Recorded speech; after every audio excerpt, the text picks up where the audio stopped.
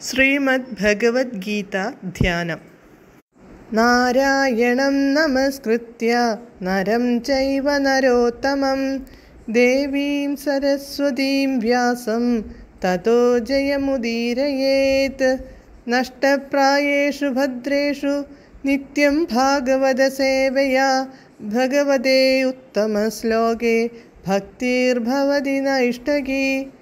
മൂകം കരോതി വാചാലം പങ്കും ലംഘയതേ ഗിരിം യത്കൃപാതമഹം വന്ദേ പരമാനന്ദമാധവം.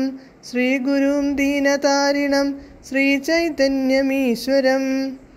ഓം അജ്ഞാനതിമിരാന്ധസ്യ ജ്ഞാനാഞ്ജനശലാകയാ ചക്ഷുരുന്മീലിതം യേന തസ്മൈ ശ്രീഗുരവേ നമഃ. നമഃ ഓം വിഷ്ണുപാദായ കൃഷ്ണപ്രേഷ്ഠായ ഭൂതലേ ശ്രീമദേ ഭക്തിവേദാന്ത സ്വാമിന്നിധി നാമിനേ. നമസ്തേ സാരസ്വതേ ദേവേ ഗൗരവാണി പ്രചാരിണേ നിർവിശേഷ ശൂന്യവാദി പാശ്ചാത്യദേശതാരിണേ. ജയ ശ്രീകൃഷ്ണ ചൈതന്യ പ്രഭു നിത്യാനന്ദ ശ്രീ അദ്വൈത ഗദാധര ശ്രീവാസാദി ഗൗരഭക്തവൃന്ദ. ഹരേ കൃഷ്ണ കൃഷ്ണ കൃഷ്ണ ഹരേ ഹരേ, ഹരേ രാമ രാമ രാമ ഹരേ ഹരേ. ഹരേ കൃഷ്ണ കൃഷ്ണ കൃഷ്ണ ഹരേ ഹരേ, ഹരേ രാമ രാമ രാമ ഹരേ ഹരേ. ഹരേ കൃഷ്ണ കൃഷ്ണ ഹരേ ഹരേ, ഹരേ രാമ രാമ ഹരേ ഹരേ. ഭഗവത്ഗീത യഥാരൂപം അധ്യായം 2 ഗീതാവിഷയ സംഗ്രഹം. ശ്ലോകം 62, പേജ് നമ്പർ 164. ധ്യായതോ വിഷയാൻ പുംസഃ സംഗസ്തേഷുപജായതേ സംഗാൽ സംജായതേ കാമഃ കാമാത് ക്രോധോഭിജായതേ. പദാനുപദം.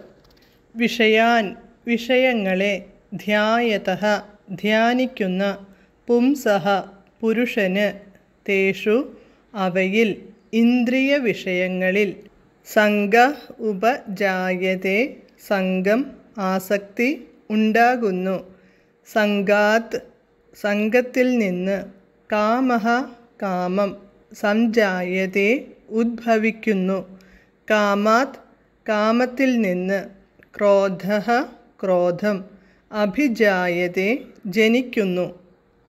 വിവർത്തനം. ഇന്ദ്രിയ വിഷയങ്ങളെപ്പറ്റി ചിന്തിച്ചുകൊണ്ടിരിക്കുന്നവർക്ക് അവയിൽ ആസക്തിയുണ്ടാവുന്നു. ആസക്തിയിൽ നിന്ന് കാമവും അതിൽ നിന്ന് ക്രോധവും ഉളവാകുന്നു. ഭാവാർത്ഥം. കൃഷ്ണാവബോധമില്ലാത്തവർ ഇന്ദ്രിയ വിഷയങ്ങളെപ്പറ്റി ചിന്തിക്കുമ്പോൾ ഭൗതിക തൃഷ്ണയ്ക്ക് വശപ്പെടുന്നു. ഇന്ദ്രിയങ്ങൾക്ക് ഏതെങ്കിലും ഒന്നിൽ പ്രവർത്തിച്ചു കൊണ്ടിരിക്കണം. അതീന്ദ്രിയ പ്രേമാത്മകമായ ഭഗവത് സേവനത്തിൽ ഏർപ്പെടുന്നില്ലെങ്കിൽ അവ തീർച്ചയായും ഭൗതികതയെ സേവിക്കാൻ തുടങ്ങും.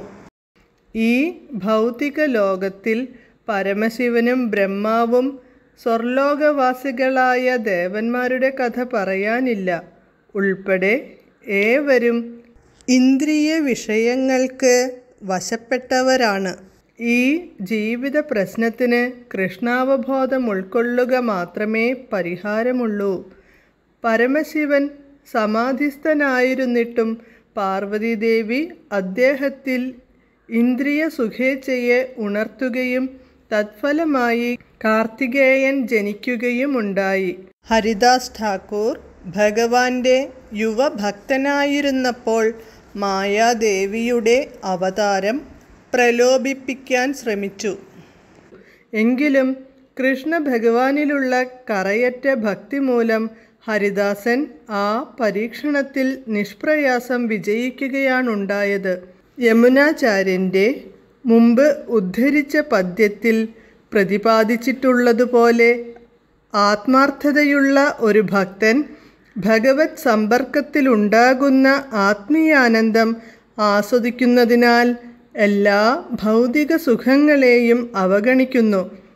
അതത്രേ ഭക്തൻ്റെ വിജയരഹസ്യം. അതിനാൽ കൃഷ്ണാവബോധമുദിക്കാത്ത ഒരാൾ ഇന്ദ്രിയങ്ങളെ കൃത്രിമമായി നിരോധിക്കാൻ കരുത്തുറ്റവനായാലും ശരി, ഒടുവിൽ തോൽവിയടയുകയേയുള്ളൂ. ഇന്ദ്രിയ സുഖത്തെക്കുറിച്ചുള്ള ഒരു നേരിയ ചിന്ത പോലും അയാളെ അസ്വസ്ഥനാക്കി കാമപൂർത്തിയിലേക്ക് നയിക്കും. ഹരേ കൃഷ്ണ.